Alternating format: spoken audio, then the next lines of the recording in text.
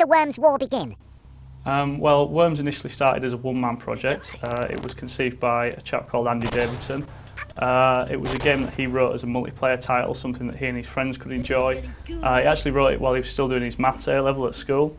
I think it was a bit of an ambition or a dream for Andy that one day the game might get published, so he took it to a trade show in the UK. Team 17 stumbled upon it and signed both Andy and the game up. It came in-house, it was developed, it came out first on the Amiga, it was launched in 1995. The game came out at a time when 3D graphics were popular. You had consoles like the PlayStation coming into prominence, so from some quarters it initially received a little bit of short shrift because it had a simple appearance, but it was difficult to argue with the addictive quality of the game, and it went on to become a commercial and critical success. How has Worms changed?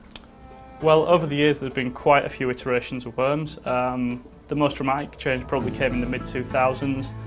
The game made a couple of appearances in 3D.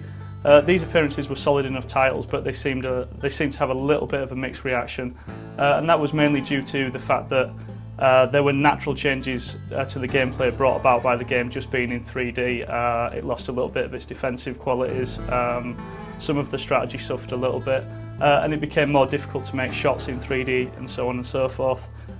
Following those 3D versions, you got the emergence of digital platforms like the Xbox Live Arcade service from Microsoft, Sony's PlayStation Network, the App Store, etc.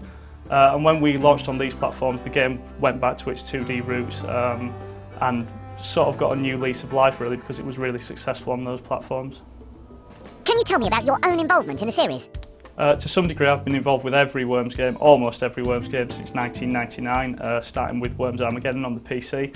I think my first role as a lead designer was in 2006 with Worms Open Warfare 2 on the PSP and DS. So, if my maths are right, the original was 17 years ago, and brings us to Worms Revolution. Can you tell us more about Worms Revolution?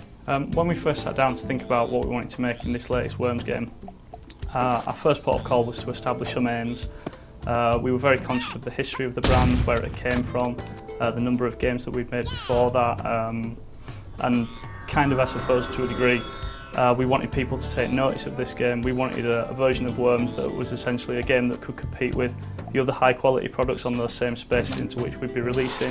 We didn't want to make just another Worms game. Terms like a next-gen version of Worms were bandied around a lot. So we basically established that we would need a new engine. We wanted the 2D gameplay that the series is known for, and we needed some new features that would evolve the brand in meaningful ways. And the result was really a completely new engine. We didn't want to use the 2D engine that we'd used in the past because we felt that that might limit what we were able to do. And we were also worried that it also might end up looking similar to those previous games, which wasn't what we wanted, basically. And how does Worms Revolution fit into the series?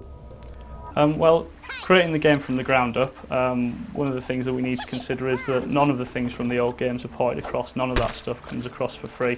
While we're trying to make something contemporary, at the same time it needs to be recognisable, it needs to feel it, it needs to play like Worms. That's very important to us. We have staff members working on getting the balancing right. They've worked on numerous Worms games such as Worms Armageddon in the late 90s. With the new engine we've got gorgeous high definition graphics. We get a 3D landscape that, thanks to some very clever tech, deforms to the same resolution as the 2D games. The game loses none of its defensive strategy with the landscape being in 3D. If anything, we've got a host of new features such as different types of worm, physics objects, dynamic water. These increase the game's strategy. You get situations in multiplayer games that just flat out can't happen, don't happen in the previous games. Each of these new features as well also allows us to bring something new to the single player experience. We can employ these to make more interesting missions, more interesting puzzles. At the end of the day, I hope the end user feels that we've made something that's recognisably Worms but has a unique freshness to it.